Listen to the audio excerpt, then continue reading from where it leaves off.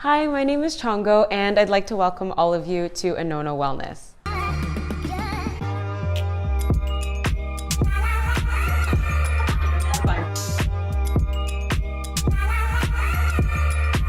Hi, everyone, and welcome to the Anono Wellness podcast, where we're normalizing discussions about wellness amongst diverse communities. Today, I'm here with Javed, and we're super excited to have him. And he's going to be talking to us about his experience with wellness in his life. So, welcome, and how are you doing? Good, I'm good. Thanks for having me on the show. This is a super cool initiative that you're doing. No problem at all. So, tell us a little bit about yourself. What do you kind of do on a daily basis? And so I'm a user experience designer. I'm not sure if most people know what that is, but essentially I design mobile applications and websites. I'm about 30 years old. Well, not about, I am 30 years old. It's okay. I'm like, how do I round down? Because I'm like, am I 30? I don't know. But it's a big number, but it's a cool number. Yeah. It's a milestone number. It's a milestone. But I feel like everything good in life starts to happen to people when they turn 30. Yeah? Everybody just blows up when they turn 30. Yeah. I hope so. Yeah, no, I can see it. It's coming. Yeah, cool. Yeah, so that's pretty much it. I find user experience really cool because there was a point where I was applying to a bunch of jobs within the consulting space, and I studied accounting, right? But I'm interested in just consulting in general and strategy, and I found all the jobs were user experience. Do you have user experience? Yeah. Oh my God, it's such a big time to be a designer. So in that way, I guess I got lucky because it's a huge time to be a designer right now, because now everything is sort of being led by design in terms of businesses and stuff. And so I guess finally, business has caught up to the way that designers have been thinking and what we've been pushing for. Okay, so was design always an interest for you growing up? And how did you kind of get into it? Oh, that's such a long story. So I actually studied human rights and law in school for my first degree. But I was very unhappy. I didn't like it at all, and it's not so much the actual topic of human rights. I realized the importance of it, but it was the way that it was taught. I didn't feel connected to it, at the time. So I dropped out of school for a couple of years, and then I pursued dance and performance arts. I got into visual arts, and that's kind of how I discovered architecture and architectural design. So then I decided that that's what I wanted to pursue. So I made a bit of a shift. I went to an art school downtown in Ottawa, and then then I was taking night classes for advanced functions and math and physics and all that. And then I tried to get into the architectural stream, but I didn't get in because I had really bad marks and I just kind of did a bunch of bad stuff. And then I spent a year going back to finish my degree. And then in that time, I discovered industrial design, which is product design. Yeah.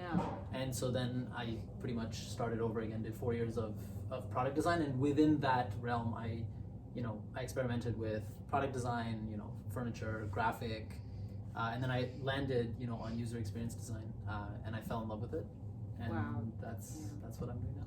That's actually super crazy, and I feel like that's a really nice story to hear for a lot of people, just because I feel like everybody sees people doing things. I feel like people would probably see you and be like, he's a user experience designer, that's so cool. Yeah. But the process of you getting there, it's just shots in the dark, I had, even going back to school to do more, what did you feel like during that time?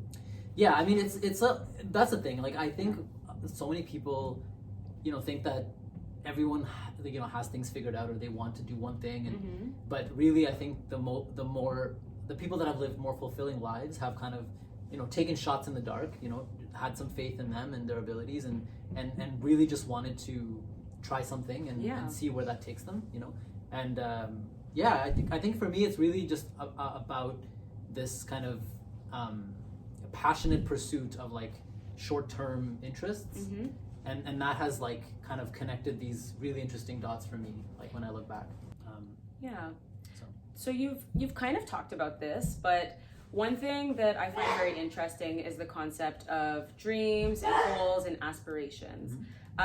Just based on talking to you, I can already tell yours have changed a lot in your life. But Could you elaborate on that a little bit more? Like maybe even more high level? Like how have your dreams and goals changed and where are they kind of heading to?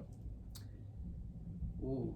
Yeah, it's a heavy one. Yeah, I mean, my dreams. My dreams and goals have changed a lot over the years. Yeah.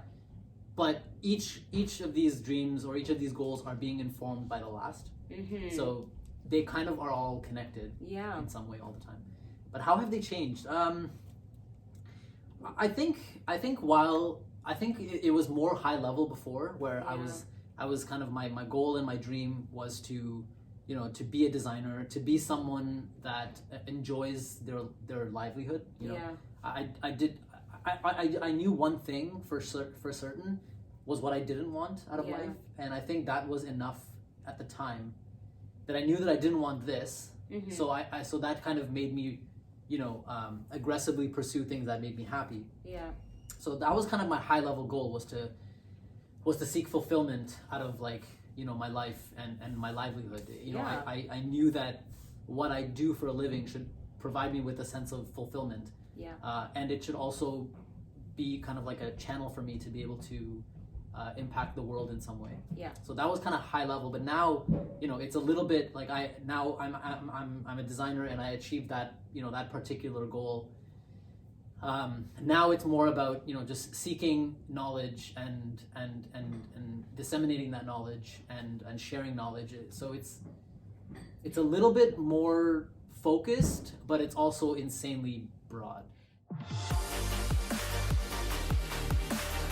So the next thing I want to ask you about is just culture, cultural background, ethnic background. Yeah. Like, could you give everybody a little bit of background on where you're from and Yeah, certainly. So I was born in Bangladesh. Mm-hmm. So I'm first generation immigrant. My parents immigrated to Canada when I was about 4 or 5 years old. So I was raised in Canada pretty much my whole life, but still born in Bangladesh. Mm-hmm. So yeah, culturally I'm South Asian, Muslim descent. So that's great. That's actually super cool. I find for me, I also came here when I was like 5. Mm-hmm. So I'm basically raised here, but you're like, oh, but I got this cool backstory, and it's always fun to talk about. But how much do you affiliate with that side of you? So I think growing up, not that much. Mm-hmm. I think growing up, it seemed kind of like our goal was to assimilate, as fast as we could. So in a way that part of me was a little bit suppressed almost. Yeah. But I think as you develop into an adult and as you start to make friends, you start to get involved a little bit more, or at least I did. I started to get a little bit more involved with the South Asian community and the South Asian culture, just to kind of find people that I can relate to a little bit better than I had up until that point. So now I've definitely developed more of a closeness with my culture. I love South Asian culture.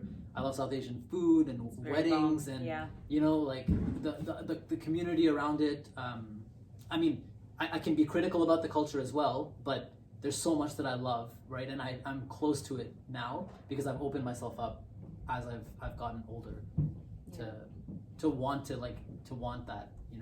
Yeah, and I think it's definitely hard. I'm also first gen, and I think it's hard when you're here. You just see everybody who, you know what I mean? It's all kind of a similar culture, and you're like, I just want to fit in, right? Even at school, as a kid, you're like, I just want to fit in so badly. Oh my God. So let's just you know what I mean? Let's do whatever we can. Yeah, right? No, there was always the white kids that had those those turkey slice snack packs or whatever, and I have my mom's biryani, and I'm just sitting there I want that, even though my food is 1,000 times better, but I'm just I still want the snack pack because that's what all the white kids are eating, right? Me too. When I was growing up, whenever I could say that, whenever I could bring one of those to school, I was I feel like the coolest kid around. You guys see me? You guys see me? I'm white. I'm assimilating. I'm assimilating. Yeah. Oh my God. Yeah, for sure. Yeah. But I think as you grow up, you also start to find your own, you start to find more people who are like you. Yeah. I think as a kid, it's hard because you kind of go to school and you go home and you kind of are around that. Yeah, exactly. So if you're not at a school where you see a lot of people like you, you're like, I want to be with these Exactly. people. But when you grow up, you're in university, you're going into clubs and everything, and you can kind of choose who you're around. Exactly. And I think that's the key. Yeah. Is like, as a kid, you're kind of placed in these environments, but as an adult, you can choose where you want to be placed. Yeah. So you place yourself. And as a result, you meet people that are more like-minded. You're drawn more to, you know, people with similar cultural backgrounds, similar childhood experiences. So yeah, definitely. So in terms of Western culture, how do you feel like you've assimilated into that? And I have a second part to that question, which is in terms of your community and in terms of your family, do you feel like they've assimilated to Western culture? So it's kind of a two-part question. Yeah, I mean, look at me. Yeah. I'm pretty, you look pretty Western. I'm pretty, like I think I've assimilated, and it wasn't difficult for me because I associate myself more as Canadian than someone who's from than a Bangladeshi, but simply for the fact that I've been here since I was 4. Yeah. So in that way, definitely I've assimilated, even in thought. I've assimilated a lot of my values and a lot of my, my principles and the way that I see, life and people and culture is very assimilated. It's very Western. But that's not to say that I don't have cultural, cultural values as well. Yeah. Because I grew up primarily in my household with my parents, who brought over all the cultural values of back home. So it's kind of a balancing act. I'd like to think that I've taken the good from my culture and the good from Western culture to create a new culture, and I think that's what's so unique about first generation immigrants is that we kind of have this unique opportunity.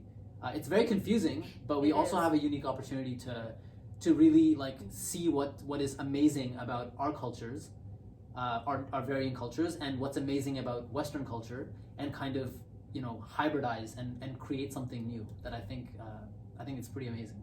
That's such an interesting point that you bring up. I've never had anybody explain it like that. So I do think because a lot of the times people talk about the challenges associated with it, right? Because it's hard because I guess when you're here, you're like, oh, I don't fully fit in here, but then when you're back home, you're like, I don't fully fit in here either, but I've got a little bit of both. But you're right, you have the opportunity to see 2 different lenses and to take the parts of it that you like, because I always say it's different, right? Everything is different. If you look at Western culture, we're very individualistic, right? And then if you were to go to Japan or something like that, it's very collectivist. So, and neither are wrong, but both have positives and both have negatives, right? And it's kind of a similar concept here as well. So it's super cool.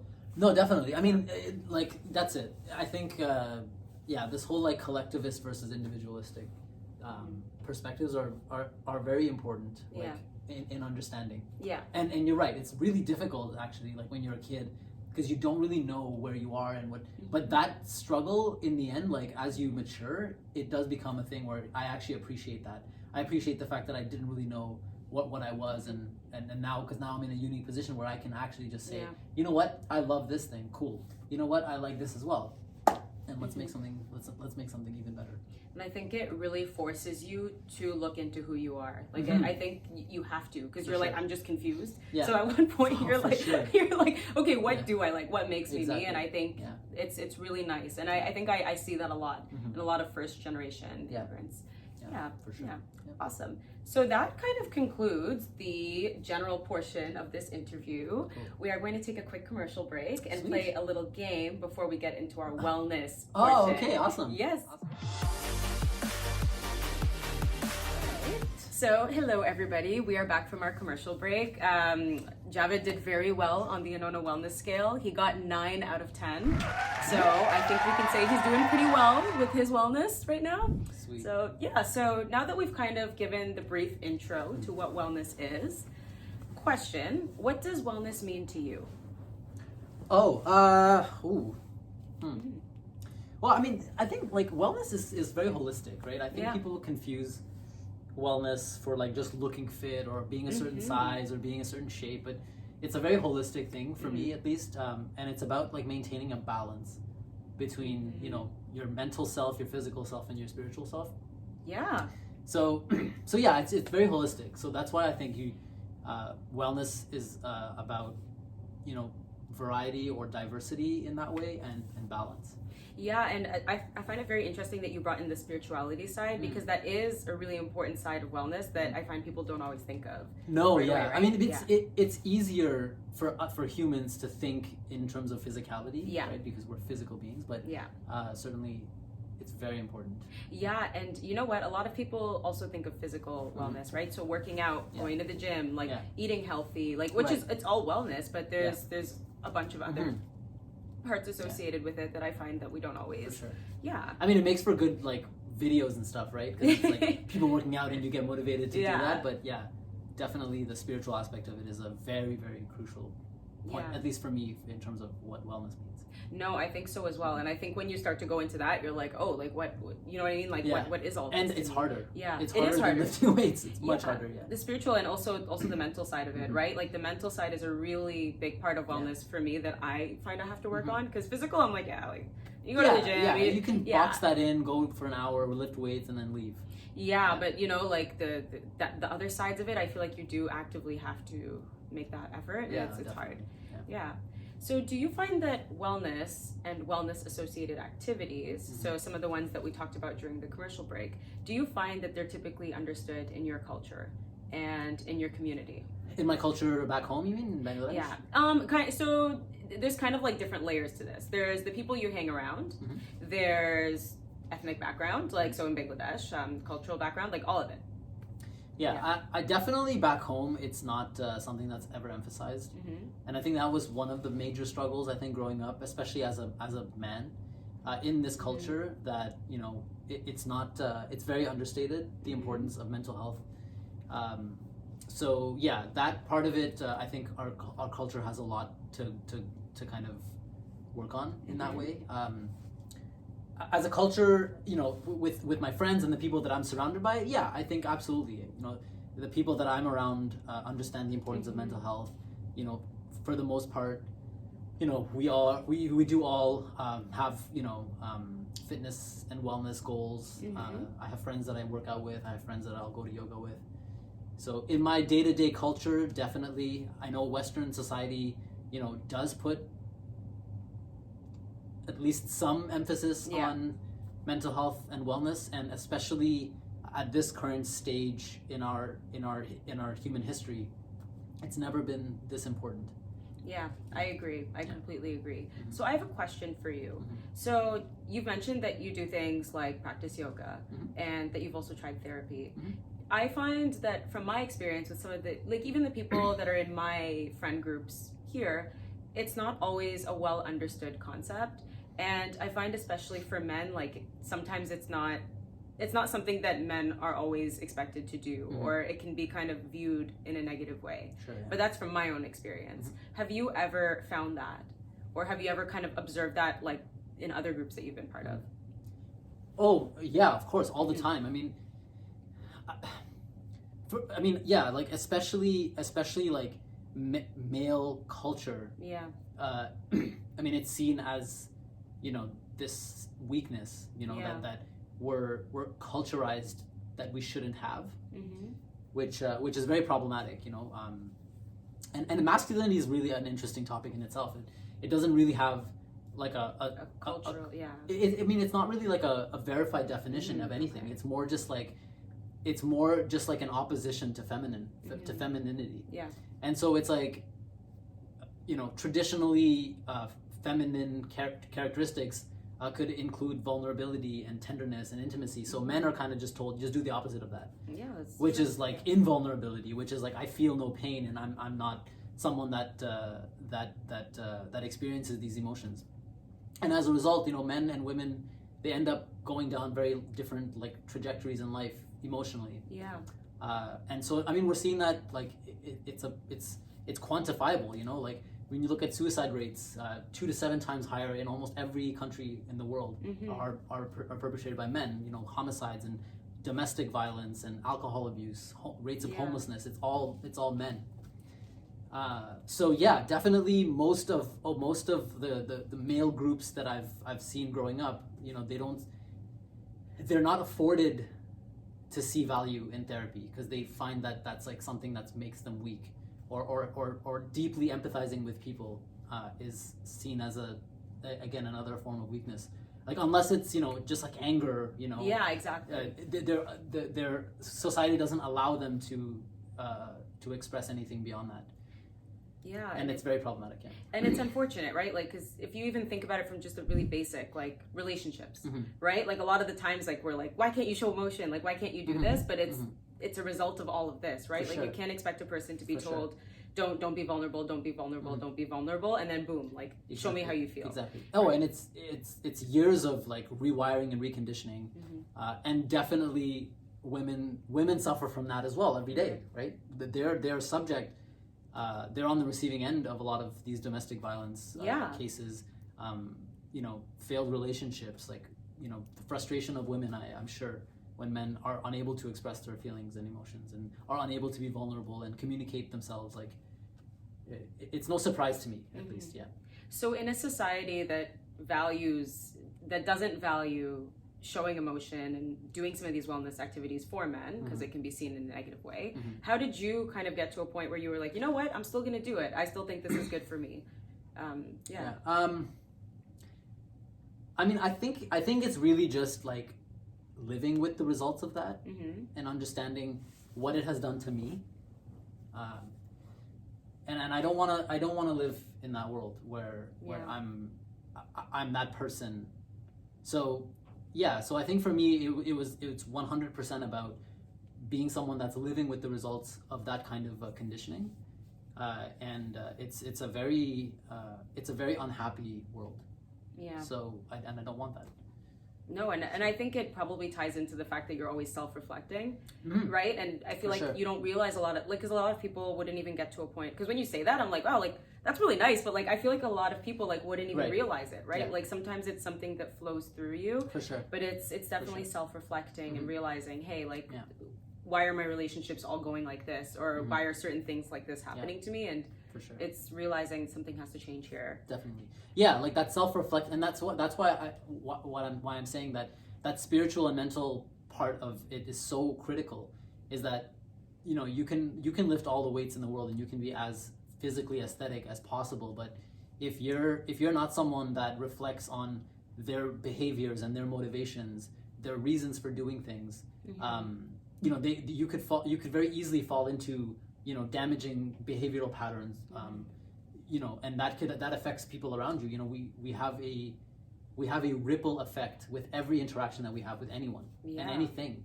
And so if you're not aware of yourself, you can't correct your behaviors, and ultimately the goal should be to leave like a lasting and positive effect on the world and the people around you. Yeah. And if you're not self-reflecting, then you're going to continue falling into the same patterns of damaging behaviors, and that's not wellness. No, it's not.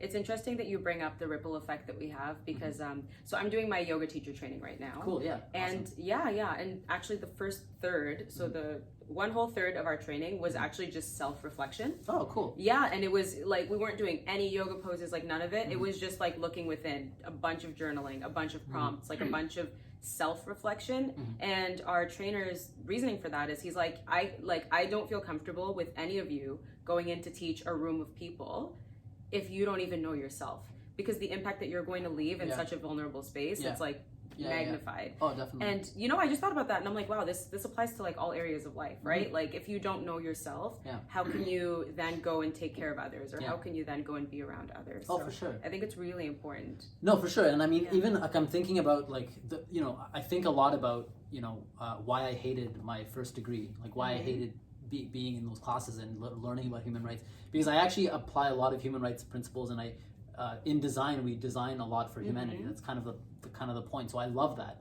But I think back about the way that we were taught, and I think about the individual biases of these professors, their like their personal traumas and things like that, all reflected in the way that they taught. Maybe they weren't happy as teachers, maybe they were actually miserable, and so that was being projected onto 500 students in a classroom who also now hate this subject, and they could have so much could have changed for these students had the profs that I had been genuinely passionate about this particular topic and was so I think about this a lot, because especially if you're in a position of influence, in any capacity, you have a heightened responsibility to people around you. You do, and a lot of us are actually in some sort of position of influence, right? Like, I even think about at work the people who kind of taught me the ropes. Oh, yeah. You know what I mean? It's Definitely. like everything they told me was how I started to work. For sure. Right? And it's like you have to be careful, because sometimes you can project things onto people, and then that goes so much farther than you think. Yeah. And it just shows you why it's important to be doing this self-reflection. Yeah, absolutely. Yeah. So what types of wellness activities are you involved in? You've talked about a few, but do you mind elaborating on some of them? Yeah. Yeah. Well, I mean, so I feel like there's a long list. there's a long it's list. good, Yeah. but it's Yeah, interesting stuff, because Yeah. not everybody does that stuff, right?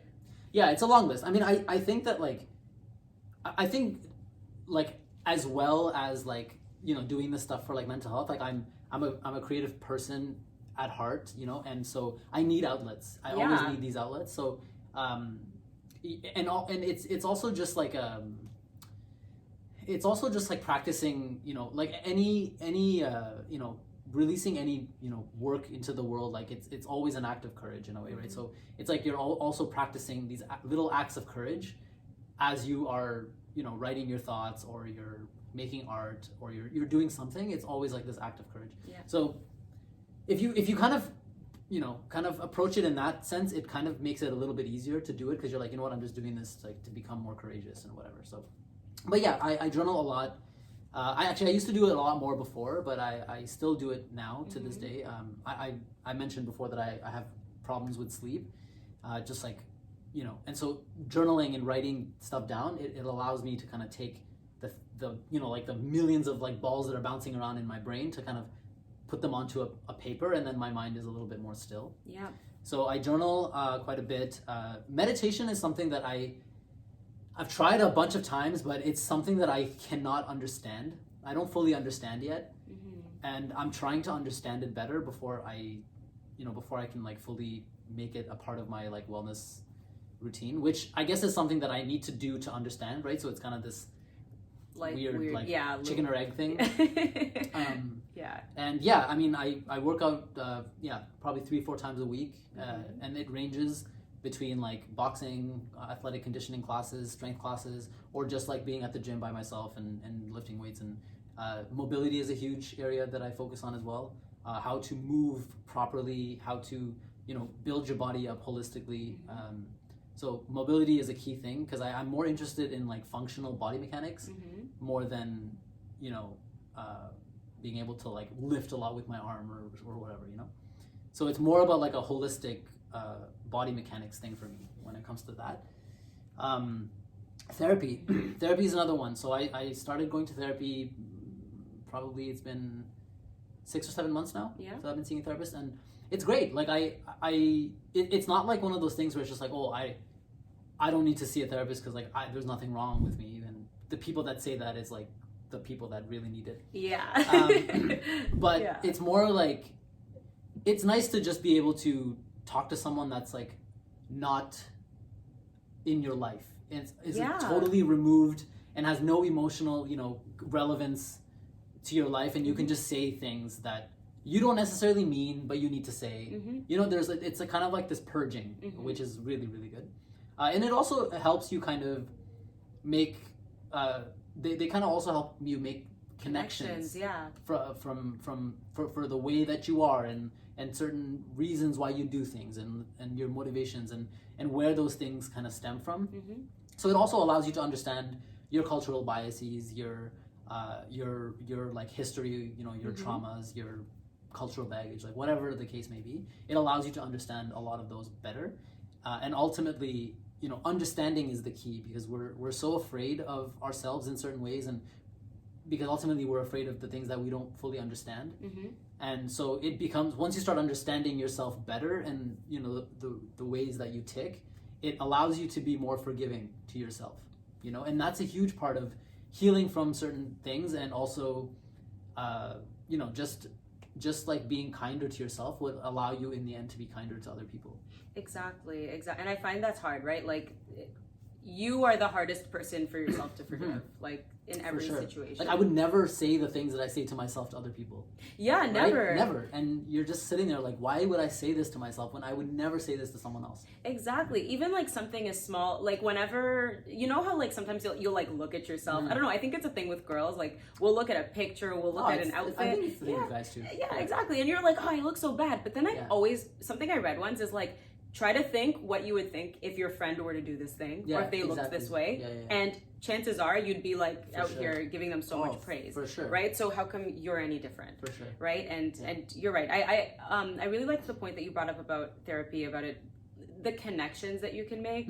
It's something that I don't think a lot of people realize. Like I think a lot of the times we do think like, oh, I can't go to therapy unless like I need to go if there's like this huge thing that I'm going through. And like like it's great for that, but it's also great for other things too. And I feel like the one thing that's really sad to me, and I always remember this one time where I used to work at David's Tea, and this girl came in, she was like, I was helping her, giving her some tea, whatever, and she was like, oh, and I'm like, oh, what are you up to for the rest of the day? And she was like, oh, like I'm going to therapy. And I was like, oh, cool, like cool, awesome. And she was like, yeah, like like I broke up with my boyfriend. I know it's like, and I'm like, no, that's you don't need to say fine. anything more than that. It's the same as being like, I'm going to physiotherapy. It is, or right? I'm going to the doctor. It's fine. It is, and that's what I like. That's what it just sucks that I think we're getting to a point where it's becoming more normalized, and people are starting to talk about it more. But it's still like we're not there yet. But that's the thing, is it just can help you to sometimes just unload about your day. And some people don't have people who they can talk to in their daily lives. Like some people are really lucky to have like really good friends who they can talk to. But it can be a really good outlet and a really great way to talk to somebody who No, absolutely. I mean, my only kind of disappointment about therapy is that it should be more accessible. It should be cheaper. It should be government subsidized. It should be something that's included in our health benefits. I think and that's so something as well. that should be looked at, because I know a lot of people that they know they need therapy. They know that they have they have that motivation, but they're also just like, I can't afford it. I don't know. I just can't afford it. And if they're not in school, if they're not insured, then they have no way. There's no way. And it's true. Like I know, like I think it's like $200 a session, and I know there are some places like so my experience with therapy was actually a free experience, but it was only like a limit of like 10 sessions, right? And I had to wait like a year on a waiting list for that. So there are some options, but those options are really difficult to access, and sometimes you need therapy now, right? And it's like, okay, like I have to wait a year to do this. Right. And even in workplace programs, like I know I used to work at Deloitte, and in the wellness package, I think we had like $100 for therapy. And I'm like, what are we doing with this? Damn. Right? Or it was like you had to take away your wellness dollars for something else to go and put them into killing this. it with that shit. I know. So just recently, Deloitte took away a different benefit and like put more money into therapy. And I'm like, why do people want to work at Deloitte? I don't I don't get it. But yeah, like that was the situation. Is it was like such a like I don't know, therapy just wasn't a thing. So I actually never was able to access it with my dollars because that's a good point you bring up. Yeah, that's wild. I mean, I'm really lucky in that way because like IBM's budget for that kind of stuff is really, really big. So I've had no issues with that, which I know I'm lucky, and that's why I'm able to see a therapist so consistently. But it has also made me realize that there are so many people that don't have access to this kind of an insurance policy. Yeah. That I would never be able to afford therapy. You're right. If I didn't have work backing it. Yeah, and it's unfortunate because I think it should be something that's accessible to everybody. Absolutely. Yeah. So what wellness activities would you like to see in your own community, and would you like to see normalized in your culture? Yeah, so I think that's a tough one. Yeah, that's a tough one. I mean, something that I definitely want to see normalized is like socializing our boys to not have to kind of stunt their emotional growth with the way that we culturalize boys the way that we do now. I want it to be normalized that men should be allowed to express their emotions and their feelings and grow up being more emotionally intelligent, being more empathetic. So that is something that I definitely want to see normalized. And I'm an active advocate for that as much as I can. Yeah.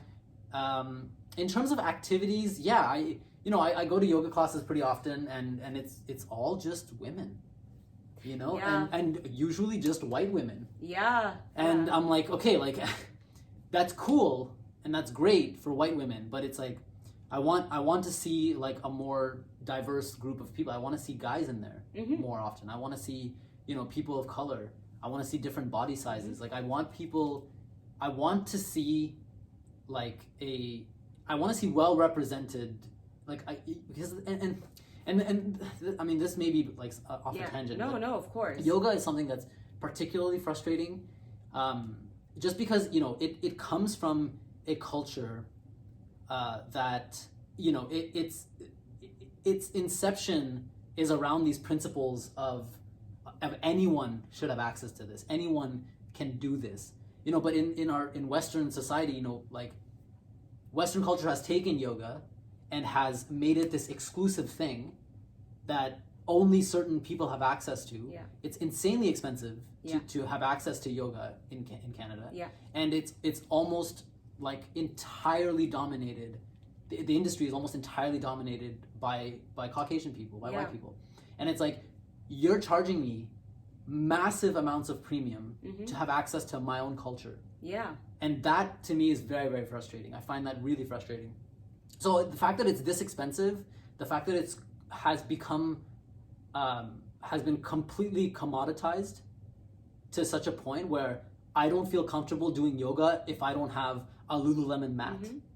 I don't feel comfortable doing yoga if I'm not wearing, the yoga sponsored equipment that has been sold to me, but it's my own culture, right? So it has become like a point of friction for me, because it's like, it should not be this expensive. I shouldn't require the $90 Lululemon yoga mat to feel like I belong in this culture. So yeah, I definitely want to see what I want to see normalized is I want to see yoga being more accessible to everyone. Yeah.